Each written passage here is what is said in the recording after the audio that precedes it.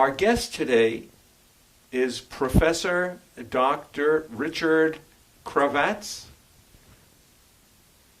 who's the executive director or president of Scholars for Peace in the Middle East. Which is? It's a 501c3 with approximately 30,000 members on 3,200 campuses around the world, all faculty members. We have as our mission to try to ensure the integrity of scholarship and teaching, particularly in regard to Middle Eastern studies and matters concerning Israel. We are not a pro-Israel organization, although most of our members probably would fight for and do support the idea of a free state of Israel. But what we're most concerned about is the politicization of scholarship in the name of the Palestinian cause, for example, and the corruption of teaching and learning in departments of Middle Eastern studies across the country, and in the radicalization of campuses by faculty and students in the name of anti-Israel activism.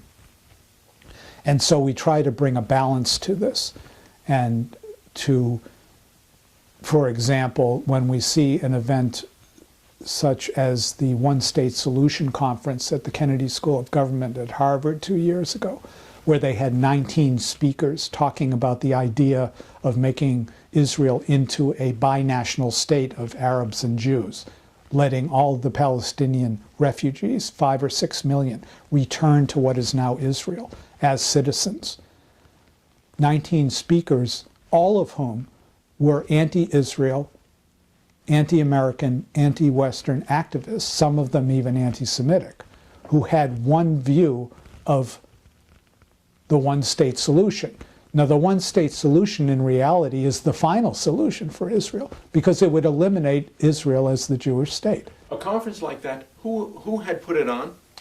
It was in the Kennedy School of Government, but it was actually sponsored by students, and the dean of the Kennedy School and other officials distanced themselves from it. However, it is in an academic setting. Harvard University is one of the greatest universities in the world. They have a duty and a responsibility to try to ensure that when they're pretending to have an academic conference, that they have balance, and that there's a balance of speakers with different points of view. It's not to say that the idea of a one-state solution is so abhorrent that it can't even be discussed.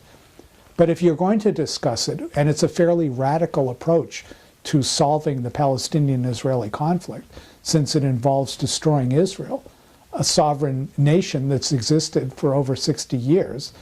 If you're talking about destroying a sovereign nation at Harvard University, and you're having an academic conference with supposed academic experts, let's have some balance.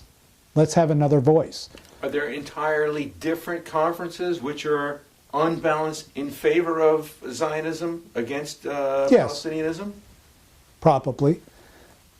And the difficulty in creating balance is that those who put together a conference like that all believe in that concept.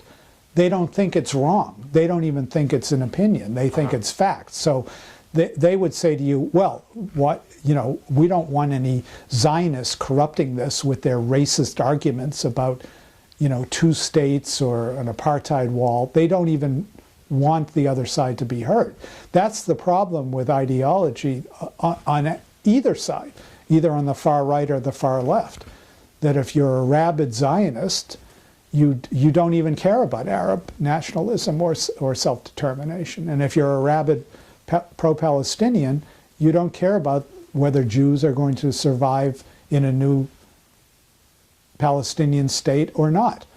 So people on both extremes have a problem with being impartial. We tried to get people to have a balance of views, if possible. And as I told you in other remarks, in Middle Eastern studies departments, for example, there's only one view of the Middle East, and it's skewed against Israel and against imperialism and against Western values.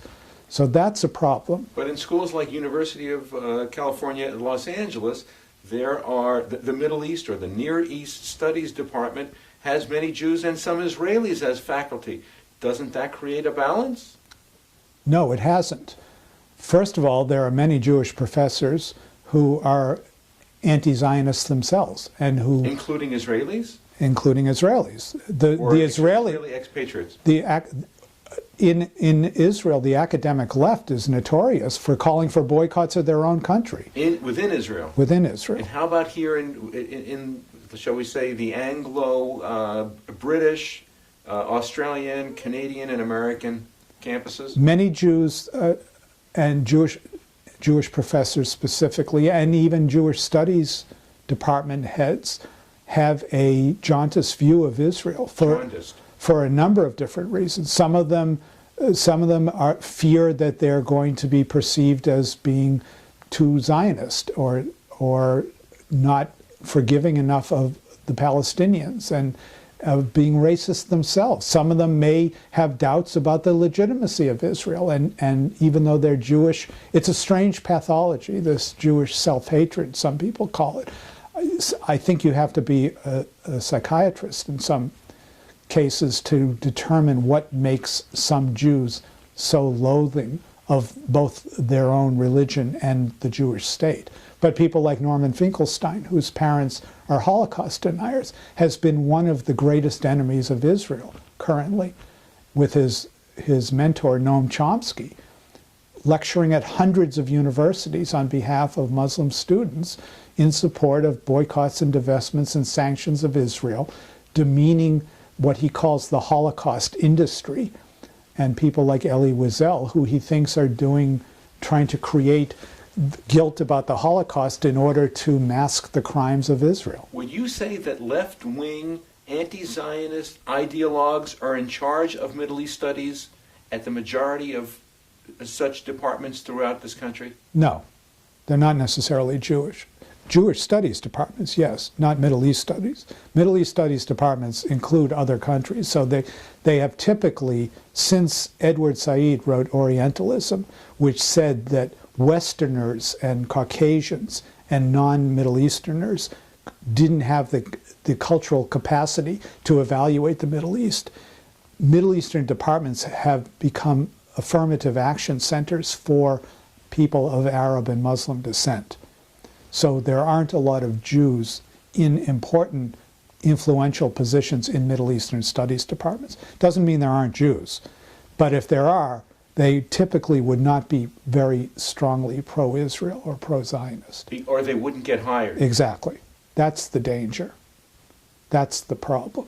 They wouldn't get hired. In the same way that a political science department that is largely liberal is very unlikely to hire a conservative like Rush Limbaugh or a professor who has highly conservative views. They're considered to be stupid. They're considered to be outside of the pale. They don't want to hear their views because they live in a bubble in which their views is the accepted orthodox way of looking at things. Their worldview is the way it should be. But at a college like Brandeis, which has a large Jewish student, not just Jewish student, but Jewish studies program, why are there problems in the issue of Zionism? Because many Jews are ashamed of Israel, because it makes them look bad for being Jewish, and they disavow their allegiance to Israel, and or they believe in victimhood of the Palestinians. They don't perceive Israelis to be victims anymore since 1967.